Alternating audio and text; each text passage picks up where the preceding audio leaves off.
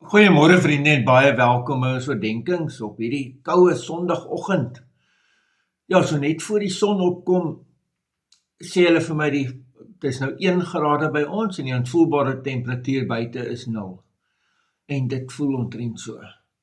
So ja, trek lekker warm aan. En as jy in Escort is, maak reg vir kerk, trek vir jou baie warm aan. As jy 'n mooi rivier is, kan jy nog bietjie in die bed lê tot bietjie later.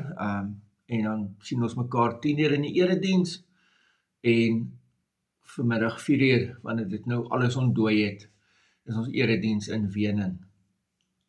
Geliefdes, ons gaan voort met Lukas 2, en vanaf vers 8.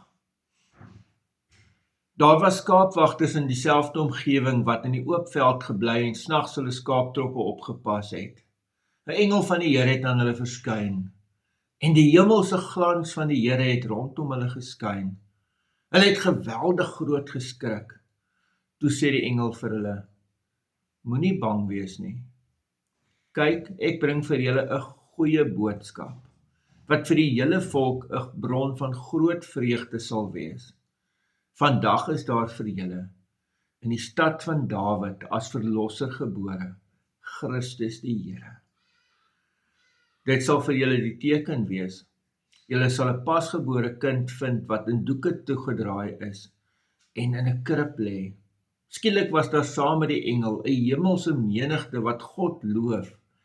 Eer aan God in die hoogste en vrede op aarde vir die mense in wie God 'n welbehae het. Nadat die engel van hulle af na die hemel weggegaan het, sê die skaapwagters toe vir mekaar: Kom ons gaan reguit na Bethlehem en gaan kyk na wat gebeur het en wat die Here aan ons bekend gemaak het. Hulle het toe haastig daarheen vertrek en Maria en Josef en die kindjie wat in die krib lê daar aangetref. Nadat hulle hom gesien het, het hulle aan almal gaan vertel wat daar oor die kindjie aan hulle gesê is. Almal wat hiervan gehoor het, was verwonderd oor wat die skaapwagters aan hulle vertel het.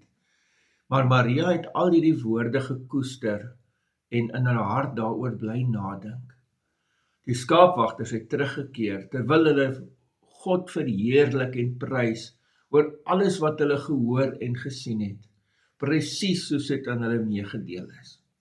Geliefdes, ons lees tot sover. Kom ons kyk wat gebeur hier. Hier kom 'n engel, natuurlik skrik hulle.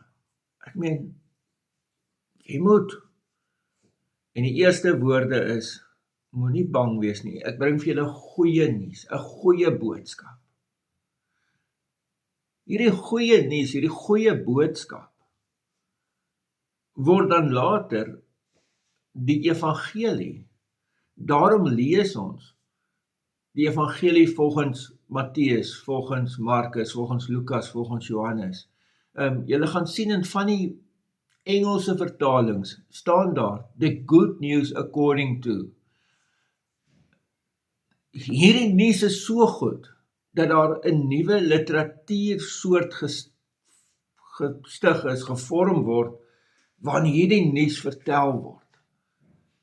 En die goeie nuus is altyd Jesus. Die goeie nuus vir die wêreld is altyd Jesus. Jesus wat gekom het om ons te verlos van ons sonde.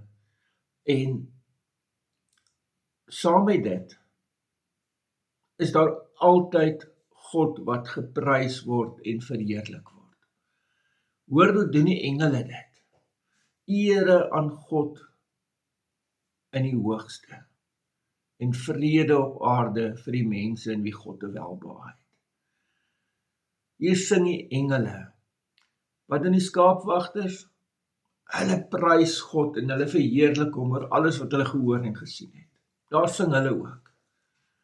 En daarom wil ek jou uitnooi. Kom vandag na een van die eredienste toe. Met die hele bedoeling van ek gaan vir God prys, ek gaan vir God sing. Die ander ding is dat hulle was verwonder daaroor. En dan lees ons tog hierdie woorde, maar Maria, sy het hierdie woorde aan haar hart gekoester en sy bly daarna dink daaroor. asof die evangelieskrywer vir ons wil sê, dis eintlik die regte reaksie hierop. Dat ons moet nie net verwonderd wees oor die woorde en dit wat God doen nie. Ons moet bly nadink daaroor. En dan gaan ons ook maar soos die skaapwagters moet gaan en almal vertel. Hulle kon dit nie vir hulle self hou nie. Wonder wat het fout gegaan?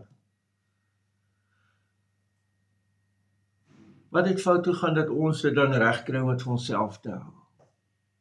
So, kan ons eintlik nie wees nie. So gaan nooi sommer iemand saam met jou na 'n erediens toe vandag. Deel die goeie nuus. Amen. Here almagtige God, baie dankie ook vir die teks. Ja, dankie vir al die mooi goed wat ons hieruit kan haal en mag leer.